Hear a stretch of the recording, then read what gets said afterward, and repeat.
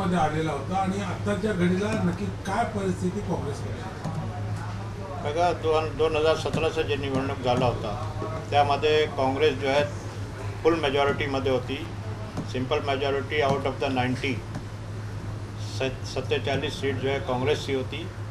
मग 2.5 वर्षानंतर जे आहेत आमचे काही नगरसेवकाने बंडखोरी करून जे आहेत एक इंडिपेंडंट कॅन्डिडेटला साथ दिले.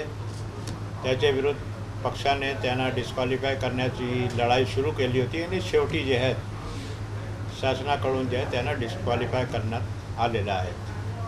आता काय परिस्थिती आहे? आता शहरामध्ये किती उमेदवार करणार उभे आणि काय एकूणच पक्षाची परिस्थिती आहे काय वाटतं? आता ही आम्ही जवळजवळ शहरामध्ये सर्वच वार्डात जे आहेत आमचे उमेदवार उभे राहणार आहेत.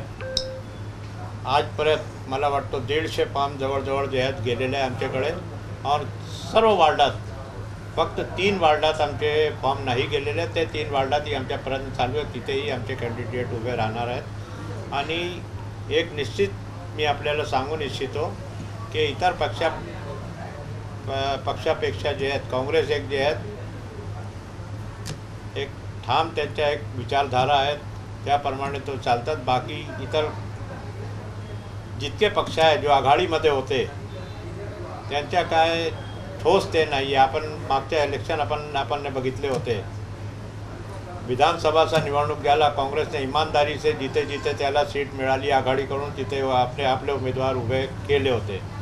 भिवंडीमध्ये पूरबची सीट समाजवादीला देण्यात आली होती. पश्चिममध्ये काँग्रेसला देण्यात आली. तरीही ऐन वेळी एकदम फॉर्म भरण्याची शेवटच्या वेळी समाजवादीने आपला फॉर्म भरले आणि आघाडी आणि जेव्हा निवडणूक झाला ते निवडणूक झाल्यानंतरच समाजवादीचे प्रदेश अध्यक्षने डिक्लेअर केला की आम्ही आघाडीपासून बाहेर आहोत. काय वाटतं म्हणजे आता भिवंडी शहरामध्ये आघाडी होईल का तुमची बिघाडी?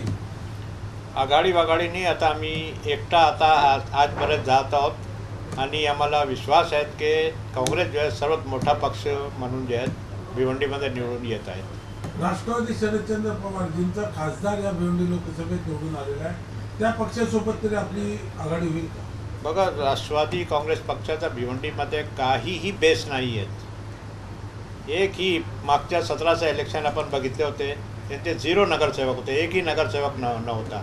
तरीही लोकसभामध्ये त्यांना तिकीट मिळाला. राष्ट्रवादीला गेली ते सीट शरद पवार गटाला. काँग्रेस पार्टी पुरी ताकदीने आम्ही त्याला निवडून दिले. मग निवडून आल्यानंतर कुठे ना कुठे जे आघाडीचा जे धर्म होता ते पाळला नाही आणि कुठे ना कुठे जे आहेत ते आमचे विचारधाराचे जे आहेत बाजूला जात आहोत. परत युती जरी नसेल तर राष्ट्रवादीसोबत तुमची मैत्रीपूर्ण लढत असेल की नाही? मैत्रीपूर्व नाही, लढाई असतात.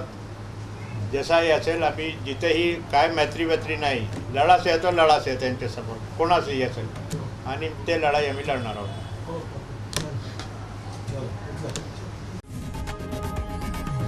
लोकशाही मराठी ऐका, पहा, जागरूक रहा.